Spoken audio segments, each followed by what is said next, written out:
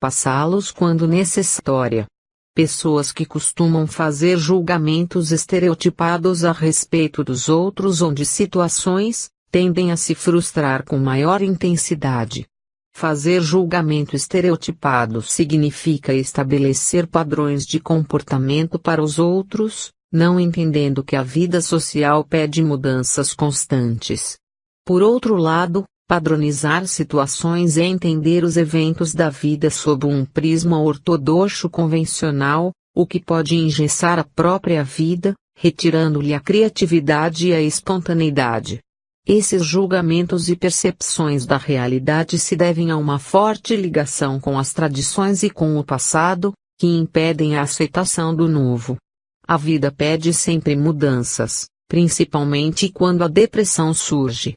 209. Alquimia do amor. Essa forma de ser pode provocar o surgimento de uma personalidade inflexível ou rígida, dificultando a aceitação dos embates da vida. A pessoa se torna controladora, dando mais atenção ao externo do que ao interno. Aliena-se de si, voltando-se para aquilo que externamente, na sua visão, estaria fora de controle. Estabelece critérios rígidos para a sua vida e para a dos outros. Cria, dessa forma, expectativas para os acontecimentos, acreditando que eles devem ocorrer de uma forma padronizada. Não aceita mudanças. Quando algo escapa ao seu controle, explode ou se retrai, isolando-se. Tem, por esse motivo, mais tendência à depressão. A saída é educar sua própria maneira de ser, adotando uma personalidade mais flexível. A vida pede flexibilidade em tudo. Não é raro a ansiedade estar próxima da depressão. Pessoas muito ansiosas, quando não se veem satisfeitas em suas expectativas, podem muito facilmente entrar em crise que vem a culminar numa depressão.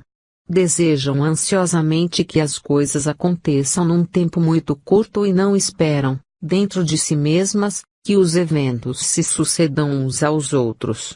Mantêm-se ligadas nos objetivos futuros, esquecidas de fatores intervenientes para que sejam alcançados. Não têm o hábito de adiar recompensas, querendo antecipar o futuro, geralmente de forma promissora. Querem que o melhor aconteça aí logo. Facilmente resvalam para a depressão quando as recompensas desejadas não são alcançadas. Saber adiar recompensas é sinal de inteligência emocional desenvolvida e personalidade madura. Pessoas que não têm essa habilidade devem aprender a esperar e a confiar, pois podem perder o significado profundo de cada experiência que se vive, querendo antecipar psicologicamente o futuro. 6. Retorno ao passado. Os atos humanos são consequências de ideias, originadas a partir de pensamentos e emoções e que se misturam ao impulso 210, Adenauer Novaes, da vontade emanada do espírito.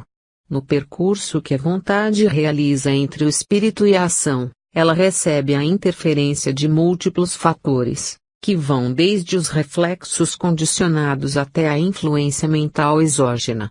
Essa é uma outra alquimia que faz a vida acontecer. Na psique humana, que é um órgão funcional do espírito, encontra-se a resultante das experiências, que também interfere nos atos. A todo instante, as emoções oriundas de experiências pregressas, arquivadas no inconsciente, interferem no modo como a pessoa vive e como enxerga a vida. Essas experiências arquivadas na psique inconsciente são poderosos núcleos de energia que direcionam a vida consciente e modificam a personalidade externamente. No inconsciente, as experiências das várias encarnações se acumulam, interligando-se por emoções semelhantes. Tais experiências resultam, muitas vezes, na formação de complexos, que irão trazer certas características à personalidade. Quando um desses complexos, cujo conteúdo é aversivo, for ativado na consciência, poderá provocar a depressão. Tal complexo precisará ser dissolvido, pois será sempre um fator descompensatório da vida. Sua dissolução se dá pelo próprio desenvolvimento e amadurecimento da personalidade, que não deseja mais permanecer no mundo das fantasias infantis. No inconsciente estão gravadas as experiências de vidas passadas com as emoções características. Algumas dolorosas, outras agradáveis. Entre elas estão aquelas frustradas, que continuam em aberto, à espera de uma ressignificação por parte do indivíduo. Aquelas que trouxeram frustrações e que não foram compensadas influenciarão sutilmente a vida presente. Poderão gerar depressões e seus sofrimentos ou compensações, que tenderão a trazer alívio ao indivíduo, porém sem a solução dos padrões que as originaram. Quando a pessoa, numa encarnação, atravessa certas experiências que se assemelham a outras que teve no passado, quer tenham sido positivas, ou negativas, haverá a tendência de 211, alquimia do amor, fixar-se nelas, principalmente se nada aprendeu. Esse retorno ao passado, de forma inconsciente, poderá ser prejudicial à pessoa, que assim estará repetindo a experiência, sem que haja crescimento efetivo. Mesmo considerando que o espírito sempre evolui, o processo de repetição reduzirá a velocidade de seu crescimento. A depressão pode ocorrer por uma fixação, no passado, de perdas que o espírito vivenciou. De qualquer forma, não vale a pena permanecer no derrotismo e no pensamento de vítima. Pessoas que guardam mágoas se fixam no passado que as gerou, tendendo à depressão. Toda mágoa promove o atraso na evolução da pessoa, pois permite que se perpetue o que passou e que não foi ainda ressignificado. Só cresce quem sabe perdoar. Quem não perdoa e quem não compreende que poderia cometer o mesmo equívoco do outro, permanece vinculado ao passado. A mágoa reduz a quantidade de energia de se viver, disponível na consciência, contribuindo para a depressão. 7. Obsessão espiritual. A obsessão espiritual é a ação física ou mental de um espírito sobre outro, na tentativa de impor sua vontade, visando um prejuízo qualquer. Geralmente é imposta a pessoas que se sentem culpadas por algum ato inadequado, quer tenha sido cometido em alguma vida passada ou na presente. Essa culpa pode ser consciente ou inconsciente. Sendo inconsciente será mais difícil a cura da obsessão. Ela ocorre por vingança ou pelo simples desejo de prejudicar alguém, mesmo não tendo tido qualquer tipo de relacionamento no passado com aquela pessoa. Em alguns casos, sem que haja intencionalidade em prejudicar e apenas pela proximidade de um espírito do campo mental de uma pessoa, poderá haver prejuízo psíquico. Um espírito desencarnado, que esteja passando por problemas psíquicos, ao se aproximar de alguém encarnado poderá transmitir-lhe ideias e pensamentos 212, Adenauer Novaes, desconexos, a ponto de provocar-lhe alguma confusão mental. Da mesma forma, parentes desencarnados, deprimidos ou descompensados psiquicamente, poderão, permanecendo vinculados às pessoas e ao ambiente em que viveram, provocar as mesmas perturbações. Os inimigos desencarnados podem provocar a depressão numa pessoa de várias maneiras. Poderão investir psiquicamente, ampliando a culpa consciente ou inconsciente das pessoas, insuflar o sentimento, porventura existente, de inutilidade pessoal, sugar fluidos vitais, debilitando o organismo, provocando cansaço físico, provocar ataques psíquicos, dificultando o sono, resultando em insônia, atingir a pessoa com fluidos que provoquem prostração física, com consequente aumento do período de sono. Tais ações também provocam certas perturbações psicológicas além da própria depressão. A perturbação espiritual, resultante da obsessão, está também associada à conduta da pessoa, tanto quanto aos seus processos psíquicos não resolvidos, cuja saída se dá pela reforma íntima. Tal reforma deve ser acompanhada de profundas reflexões sobre a própria personalidade que sofre a ação obsessora, a fim de que a transformação desejada não fique apenas na superfície da conduta. 213. Alquimia do amor. Tratamento. Tratamento da depressão é, de certa forma, difícil, pois, via de regra, não conta com o auxílio do doente. É característica da própria doença a apatia quanto a motivar-se para algum objetivo. Muito embora, intimamente, ele queira sair daquele processo, falta-lhe energia para dar os primeiros passos. Como não via nem vê saída para a solução de seus dramas, não costuma acreditar que haja um tratamento eficaz. Seu isolamento e mutismo, além da irritação, dificultam a aproximação para um convencimento ao tratamento. Em alguns casos, principalmente quando haja tendência suicida, medidas coercitivas devem ser tomadas para se evitar uma tragédia. Muitas vezes, quando se consegue levar o depressivo a tratamento, a doença já se encontra numa fase avançada ou o desgaste emocional e psicológico já é muito grande. Em outros casos, a descrença do doente é grande, pelas várias tentativas frustradas de soluções alternativas, dificultando o tratamento. A família, ou o responsável pelo doente, costuma seguir um certo caminho, por desconhecimento, que pode adiar a cura da depressão. Geralmente esse caminho começa na tentativa caseira de incentivar o doente a sair de casa para buscar alegrias e prazeres comuns. Pensam que o problema está apenas relacionado à consciência e à falta de estimulação externa. Em alguns casos, a família passa a acreditar que a própria pessoa contribui 214, Adenauer Novaes, para seu estado, minimizando a força da doença. Às vezes, abandona o doente por achar que ele faz isso só para chamar a atenção ou mesmo por preguiça, o que o irrita ainda mais. Outros, mais exaltados e por ignorarem a doença, chegam a acreditar que a pessoa é indolente ou mau caráter. Não entendem o drama que o depressivo vive em seu mundo mental. Em todos os casos de depressão, o tratamento deve ser feito de forma multidisciplinar. As ações devem envolver 4 diferentes campos: familiar, psicológico, médico e espiritual. Portanto, o tratamento da depressão deve ocorrer de forma simultânea nestas diferentes dimensões.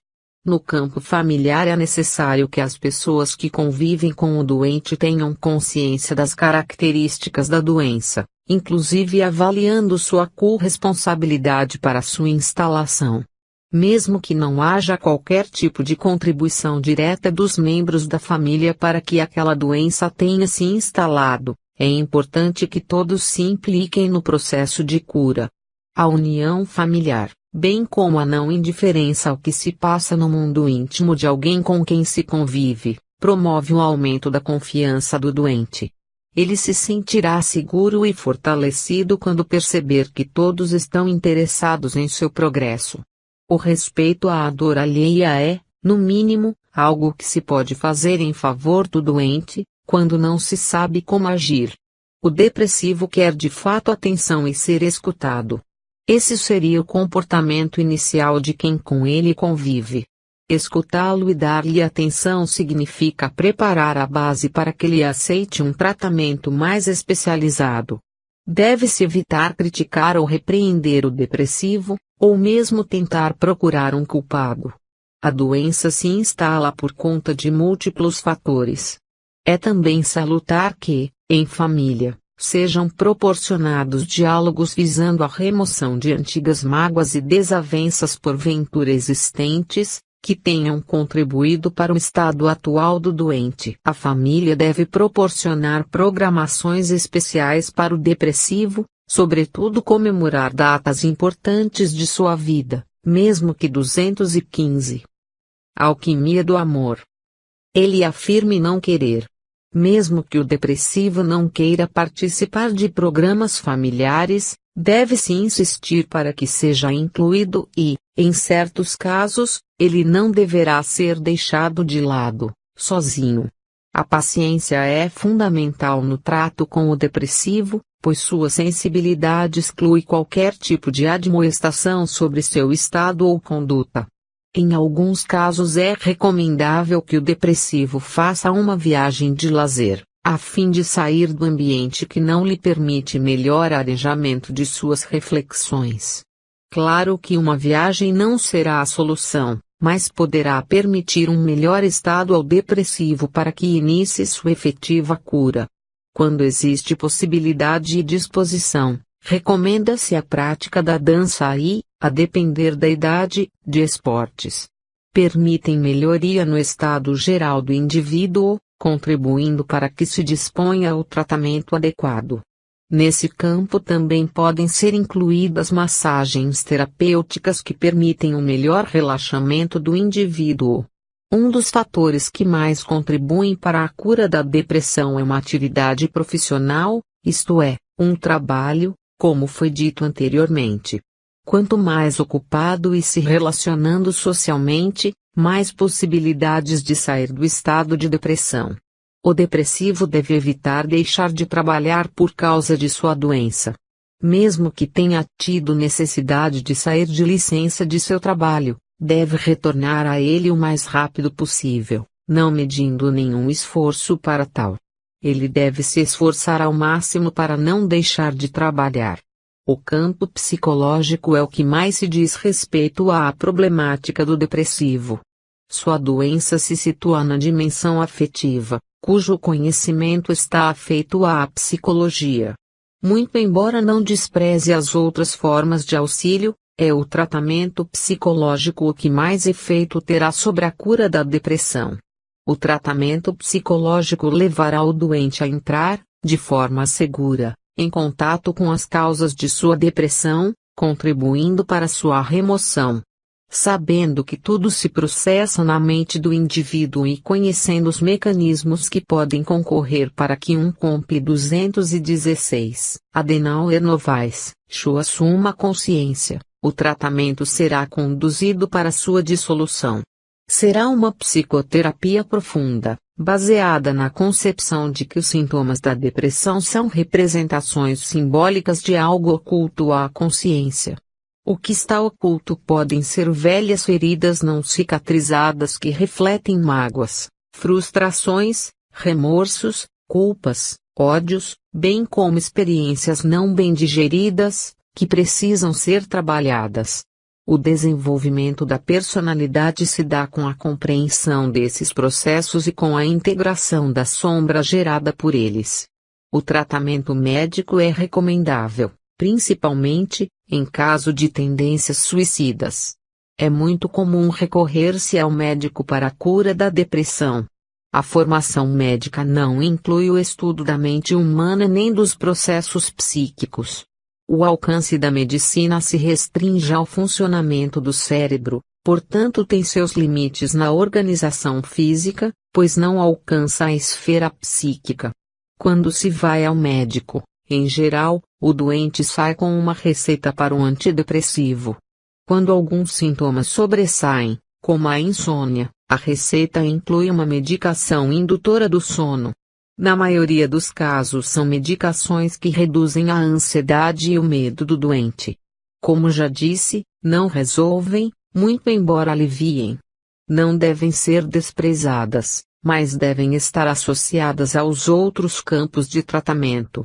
À medida que o depressivo possa suportar os sintomas da depressão, mesmo sem a cura, aconselho médico, a medicação deve ser retirada. O campo espiritual, muito embora mais amplo, não exclui as outras formas de tratamento. Nele, o depressivo poderá, não só encontrar auxílio para a cura, como também para redirecionamento de sua vida, alcançando um sentido superior. Qualquer que seja o estado ou nível da depressão, uma busca religiosa e espiritual é a desejável. Tal busca implica numa melhor percepção do significado da vida e do viver no corpo físico. Nesse sentido, a fé terá papel importante, pois contribuirá para que o indivíduo se sinta mais seguro e confiante. Poderá frequentar uma igreja, um templo ou um grupo de meditação, visando entrar em contato 217. Alquimia do amor, com o sagrado em si mesmo. A meditação, a yoga ou outra prática que aproxime o indivíduo de um estado no qual não fique com o pensamento voltado exclusivamente para um foco aversivo, será salutar. O pensamento confuso e direcionado para algo considerado insolúvel poderá ser harmonizado através dessas práticas. Também é salutar a inserção do depressivo em grupos de ajuda mútua, nos quais ele possa se sentir acolhido e compreendido em seu processo. Por último, dentro do campo espiritual, recomendo o tratamento espírita. Não como um método alternativo ou exclusivo, mas como uma proposta efetiva de cura, não só da depressão, mas da alma e de muitos de seus males. Tal tratamento inclui o passe, que é uma forma de transferência de fluidos ou energia com propriedades curativas, a leitura de páginas edificantes, que elevem a autoestima da pessoa e a conduzam a perceber o significado da vida, a oração, como um momento de conexão com as forças superiores da vida, o evangelho no lar, como proposta de união familiar em torno de ideias, sentimentos e pensamentos superiores, o diálogo edificante com espíritos, que porventura estejam perturbando o depressivo, realizado por pessoas habilitadas, em reuniões de desobsessão, a prática do perdão e da reforma íntima, visando o equilíbrio psíquico e espiritual. 218. Adenauer Novaes, curando a depressão. Algumas pessoas vivem como se estivessem em depressão, apresentando parcialmente sintomas típicos ou em constante estado de tristeza e angústia. São desesperançosas na vida, sem rumo e sem norte. Os conselhos que devem ser seguidos pelos depressivos lhes seriam muito úteis, pois poderiam mudar realmente suas vidas, caso adotassem um padrão mental positivo e atitudes proativas em seu viver. Os itens a seguir, que servem àquelas pessoas, bem como aos depressivos, são atitudes psicológicas para a prevenção e a cura da depressão. 1. Autodeterminação. Procurar viver de forma autodeterminada ou caminhar na direção da autonomia e independência da própria vontade. Isso significa adquirir a maturidade para a tomada de decisões seguras, mesmo quando equivocadas, entendendo que ninguém é perfeito e que tudo pode ser refeito adiante.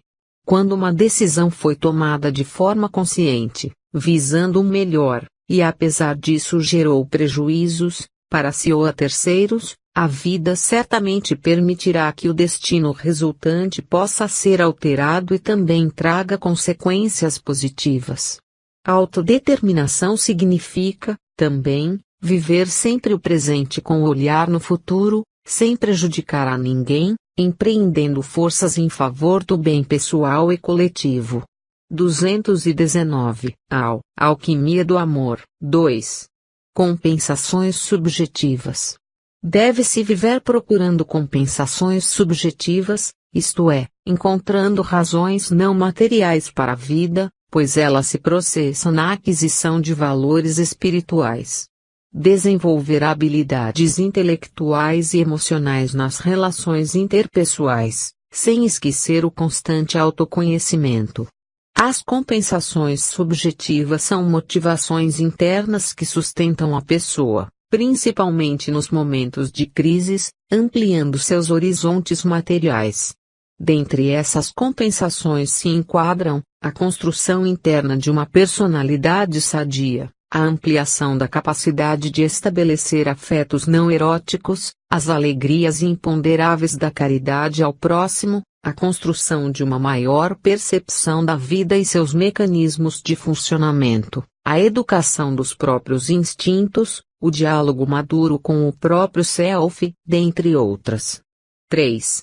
Ressignificação do passado.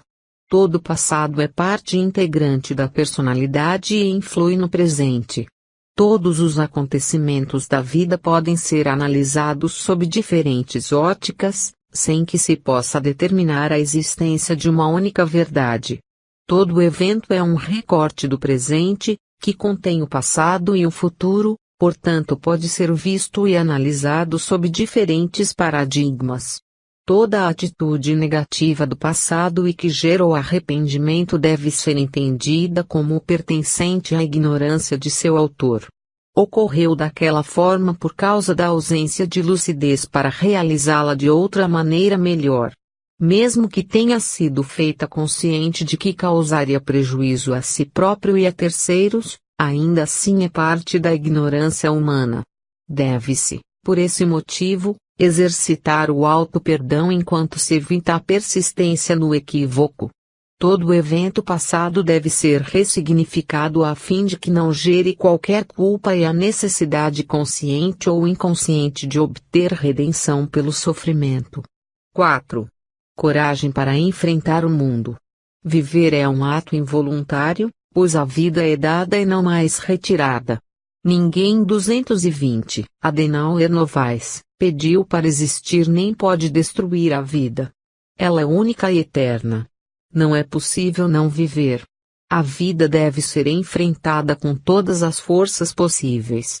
Nesse aspecto, os problemas que surgem nas provas e expiações da vida, mesmo que possam ser adiados, deverão, um dia, ser enfrentados, para o crescimento efetivo da pessoa.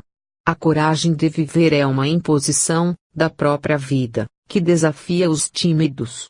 A crença a respeito da impotência diante da vida é ilusória, pois os obstáculos possuem o tamanho que lhes atribuímos. É preciso coragem para viver a própria vida e enfrentar os desafios, considerando a própria condição de criatura de Deus. 5. Solidariedade amorosa. A vida também nos impõe competir, em várias situações, principalmente para a aquisição dos meios de subsistência. A evolução das espécies confirma essa condição para todos os indivíduos, porém isso ainda é feito, por muitos, de forma agressiva, tomados pelo instinto de conservação. Embora conscientes de que competir é atividade natural, faz-se necessário ultrapassar a condição coletiva e realizar a própria individuação, inserindo nas ações a noção de solidariedade. Competir com solidariedade, valorizando a necessidade do outro, é fator significativo de crescimento pessoal. Nessa solidariedade, o sentimento de amorosidade dará o toque de sensibilidade emocional, característico das ações espiritualmente elevadas. 6. Espírito de equipe e consciência da vida em grupo. Ninguém evolui sozinho, pois a relação do eu com o outro é aquela que é capaz de proporcionar o mais intenso sentimento de amor. Em todos os sentidos, a vida em grupo é fundamental para a realização da personalidade emocionalmente madura e autodeterminada. Envolver e incluir, quando se trata de viver e ser feliz, são verbos a serem sempre conjugados. Dessa maneira, não perder a oportunidade de estar em grupo e de fortalecer as relações entre seus membros, proporciona um estado de segurança quanto 221, alquimia do amor, ao pertencimento e filiação social. A família é um grupo referencial importante, onde esses princípios podem e devem ser continuamente vividos. 7. Fechar ciclos. Na vida, abrem-se e se fecham ciclos a todo momento. Nascer implica em abrir um ciclo, só fechado com a morte de corpo físico. Ao iniciar uma atividade profissional numa empresa também se abre um ciclo, concluído na aposentadoria. Qualquer projeto tem algumas fases que são sintetizadas em planejar, executar e concluir. É importante se ter a visão de quais ciclos estão abertos ou fechados.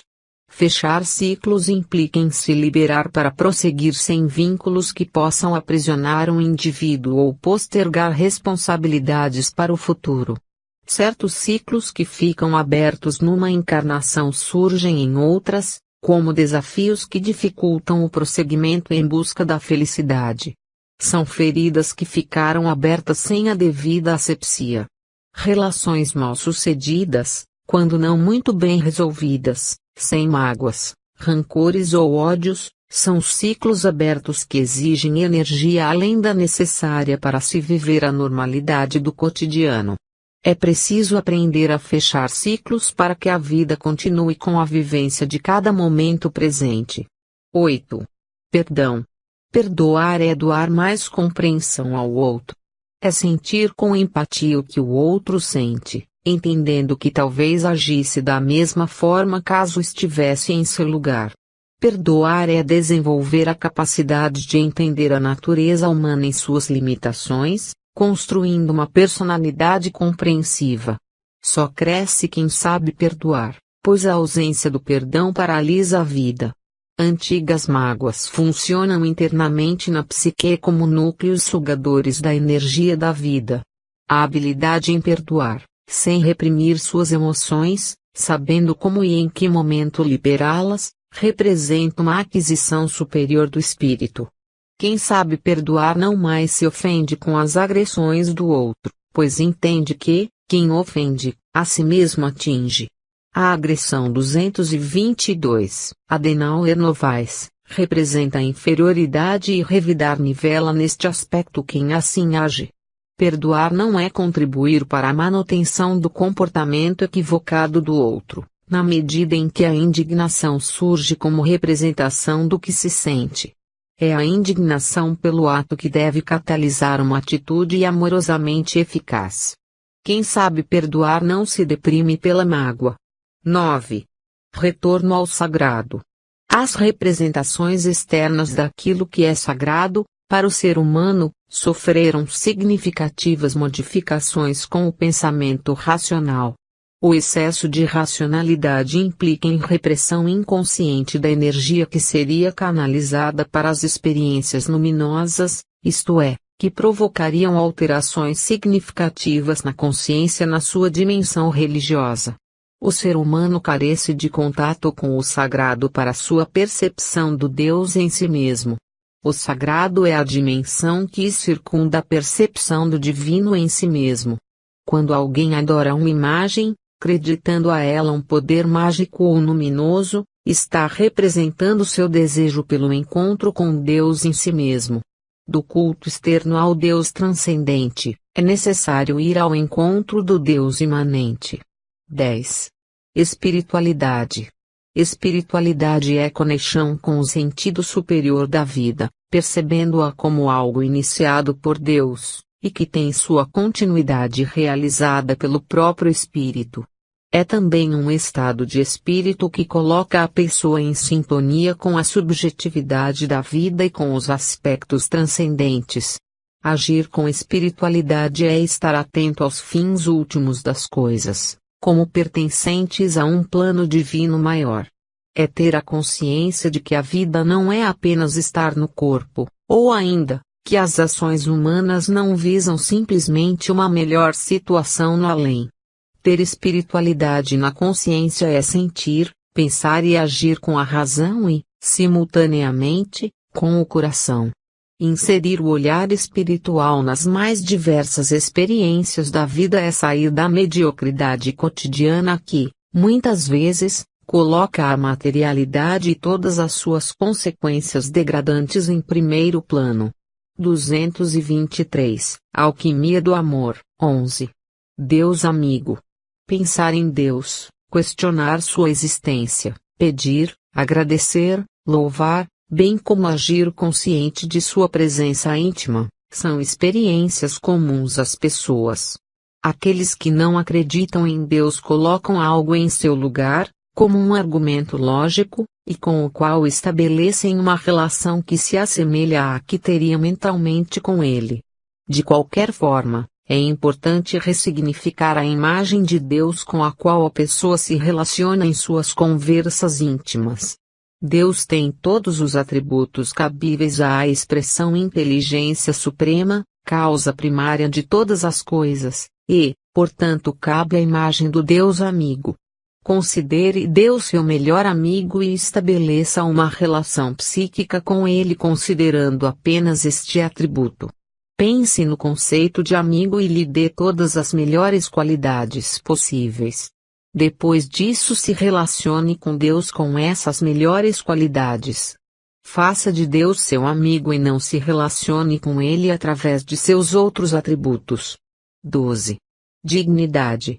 Dignidade pressupõe respeitabilidade, isto é, consideração pela individualidade de alguém. Ter dignidade não é o mesmo que ser orgulhoso, pois este último se coloca acima dos outros. Evocar sua dignidade é não aceitar a inferiorização que porventura alguém lhe imponha, sem reagir com agressividade ou tentando inferiorizar o outro. Ter dignidade é estar consciente de sua missão pessoal na vida e de sua designação para a felicidade, não aceitando hierarquia em suas relações, nem tampouco mendigar afetos dos outros. É viver sua individualidade, considerando-se um ser comum, igual àqueles com quem contracena na vida. Todo ser humano deve evocar sua dignidade quando pense em agir contra alguém, com o desejo de lhe trazer algum prejuízo, pois assim desce à condição subhumana. Vida digna é vida coerente com o propósito de viver e deixar os outros viverem, proporcionando-se, e a todos, o melhor que a vida oferece. 13. Flexibilidade. A vida pede flexibilidade em todos os sentidos. Cultivar a flexibilidade é não obedecer à rigidez. 224. Adenauer Novaes, característica dos prepotentes e orgulhosos. A inflexibilidade contribui para a fixação do orgulho e a dificuldade em perdoar. A vida flui em ritmos diversos, permitindo que todos possam dela participar. Quando se quer viver num ritmo diferente e inadequado ao próprio processo de desenvolvimento da personalidade, a vida responde com outra melodia. Ser flexível é estar disponível ao convite da vida para a espontaneidade quando a obrigação não é imprescindível. A flexibilidade faz com que não se descarregue a irritação nos outros, nem se bloqueie o raciocínio na procura de alternativas para a solução de problemas. Flexibilidade e confiança em si mesmo, na vida e em Deus. 14. Expressar emoções e desabafar conflitos. As emoções surgem sem que se tenha consciência de seu início, pois são válvulas de escape para as tensões inconscientes. São energias que explodem e que, na maioria das vezes, são reprimidas a bem da vida social, mas que devem, por outro lado, merecer adequada expressão e educação. Os conflitos se acumulam ao longo da vida, arquivados na consciência e no inconsciente, provocando tensões que necessitam ser liberadas. Essa liberação pode ocorrer de várias maneiras, principalmente pela verbalização, no desabafo daquilo que sufoca a alma e que a atormenta. Confessar-se, e a alguém, naquilo que é gerador de culpa, que contribui para a ampliação e geração de complexos, é fundamental para uma vida sadia. A expressão adequada daqueles conflitos alivia e liberta a psique para novas ações, bem como estimula a criatividade pessoal, favorecendo a disposição de viver. 15. Administrar perdas. Na vida, quer vinculado ao corpo físico ou não, o espírito acumula posses e cria vínculos de dependência que necessitam ser transformados. Apega-se às posses da mesma forma que cria ilusões sobre os comportamentos daqueles com quem convive. Quando, pelas circunstâncias naturais da vida, deve-se desvincular de bens materiais ou afastar-se de 225. Alquimia do amor. Pessoas queridas, sente muito a falta, apegando-se intensamente. Não consegue administrar adequadamente as perdas, nem adquire a compreensão de que só se tem o que se pode dar. Aquilo que não se pode dispensar tem o domínio sobre seu pretenso possuidor. Toda posse retém um quantum de energia psíquica, que poderá, em determinado momento, ser liberada para a própria vida. Há perdas necessárias que, Quando ocorrem, predispõem uma pessoa à transformação da alma e à transcendência, alcançando estágios psíquicos mais elevados. 16. Conectar-se ao Self. O Self é a instância psíquica central que impulsiona a pessoa à sua individuação, o ego é aquela que executa. São instrumentos que servem ao espírito em seu contato com a matéria. Estão interligados em perfeita relação, como um feixe luminoso localizado nas estruturas íntimas do perispírito. Essa conexão é importante para que o ego não se desvie de seus objetivos divinos, gravados no Self. Estar conectado conscientemente ao Self significa sentir a vida como um propósito de Deus, não se distanciando das finalidades superiores que trazem a felicidade. Esta conexão previne as afecções psíquicas, bem como torna a pessoa centrada em si mesma. Estar consciente do que faz, tendo senso de propósito e de oportunidade, agindo de acordo como pensa e sente, fortalece tal conexão. 226. Adenauer Novaes. Outras considerações. Epidemia de diagnósticos a que me referi em capítulos anteriores recebe a contribuição da própria pessoa que, ingenuamente ou não, prefere ter uma doença conhecida a descobrir o que se passa em seu mundo íntimo. O diagnóstico apressado, tanto pelo paciente quanto pelo médico, atrasa o processo de descoberta do que realmente ocorre na intimidade da pessoa. Em seu mundo íntimo, diante de pressões inconscientes, algo quer se expressar, a bem da própria vida psíquica. O diagnóstico equivocado de depressão posterga a necessária autoinvestigação. Diagnosticar reduz a ansiedade e é cômodo, porém adia o necessário encontro do indivíduo consigo mesmo. Tudo o que ocorre na mente necessita ser expresso na consciência de forma simbólica. A vida está preenchida de simbolismos, cuja decodificação aproxima o ego da natureza essencial do espírito. Dessa forma, deve o ser humano investigar melhor suas confusões mentais, enquanto busca seu próprio equilíbrio. A depressão, ou qualquer afecção psíquica, traz em sua intimidade um recado da vida para que o ego reencontre o endereço de Deus. Há uma natural vida dura, que precisa ser compreendida e encarada sem receio, como uma dimensão da existência de todo ser humano.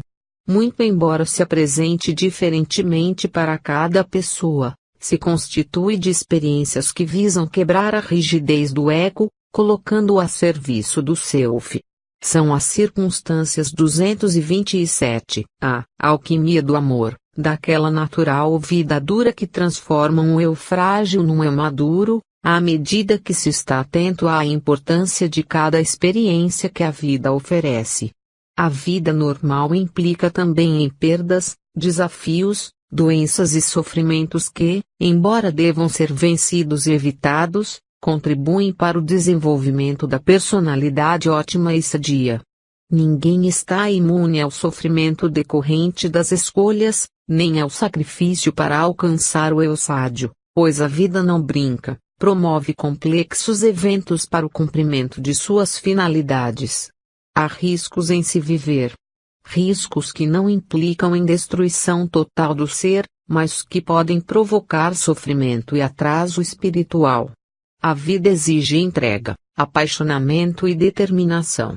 Ela deve ser vivida de forma arrebatada para que se evite tibieza e inércia.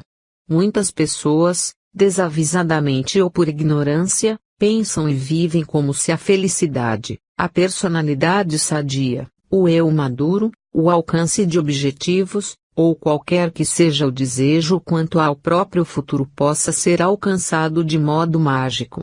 Isso pode ser percebido na cultura ou na crença de que um remédio poderá proporcionar algum desses objetivos. Em realidade, o depressivo, como qualquer outro doente, deseja livrar-se de sua doença a qualquer preço. Outros desfrutam de toda a sorte de experiências prazerosas para não entrar em depressão. Praticam um hedonismo de fuga, podendo resvalar para a dependência química. postergam seu próprio amadurecimento. Vêem-se proliferar filosofias e crenças superficiais que solapam o ego, minando-lhe as bases, favorecendo a descrença na vida. Derrotam a esperança, insuflando a crença na salvação através de mecanismos artificiais e utópicos. Por outro lado, nesse campo, vê-se a ciência a serviço do lucro e do recrudescimento da incredulidade e do materialismo paralisante. Surgem pesquisas, sob o manto da descoberta de remédios que aliviem ou curem o sofrimento humano, mas que contribuem para o agravamento da ignorância de si mesmo. 228. Adenauer Novaes. Enquanto a depressão, como todas as doenças, não for vista como resultante de processos psíquicos não resolvidos, o espírito sofrerá e muito lentamente avançará em sua evolução. 229. Alquimia do amor. Os complexos e a depressão. M-complexo é uma estrutura psíquica constituída de emoções e sentimentos que se assemelham por uma vibração específica. É um conjunto resultante de experiências que se conectaram no inconsciente e que interferem na consciência como se fosse uma motivação. Direciona a personalidade para tendências e comportamentos à revelia do ego. Não é patológico em si, mas contamina a atividade do eu como se fosse uma outra personalidade. As emoções componentes do complexo expressam vibrações que podem ser percebidas por outras mentes e que, por sua vez, também as emitem de acordo com estímulos característicos. Os pensamentos, ideias e emoções, que se associam no inconsciente, mas que não seriam definidos como complexos, também emitem vibrações típicas que podem ser alcançadas. Experiências de uma pessoa, que resultaram em fracassos, decepções, malogros ou prejuízos de qualquer natureza, podem abalar a confiança em si mesmo, podem resultar em sentimentos que se conectam no inconsciente gerando um complexo. Tais experiências podem ter acontecido em distintas épocas de uma ou de várias encarnações. No inconsciente, o processo de arquivamento do resultante dessas experiências não é cronológico, mas se dá por semelhança emocional. Uma personalidade frágil, insegura ou sintonizada com um complexo, poderá sucumbir e manifestar uma depressão ao viver 230. Adenauer Novaes. Certas experiências difíceis da vida. Pode-se dizer que se trata do complexo de insucesso, que provoca o medo de enfrentar a vida. Grau Celsius.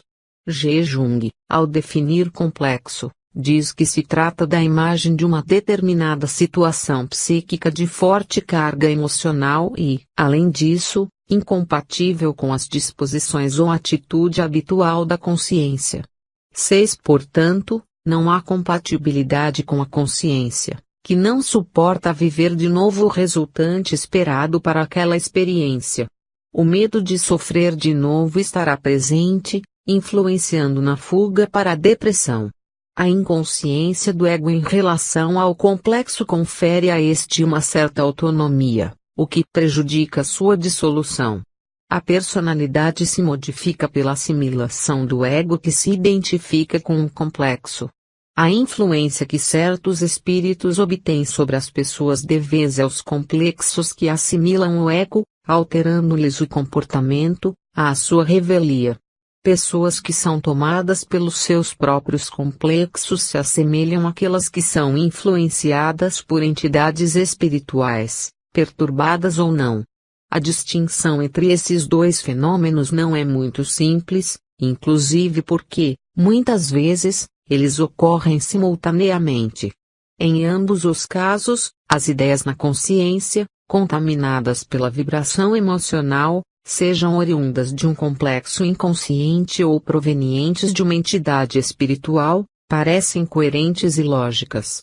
Os complexos precisam ser conscientizados e melhor compreendidos para que não se tornem patológicos.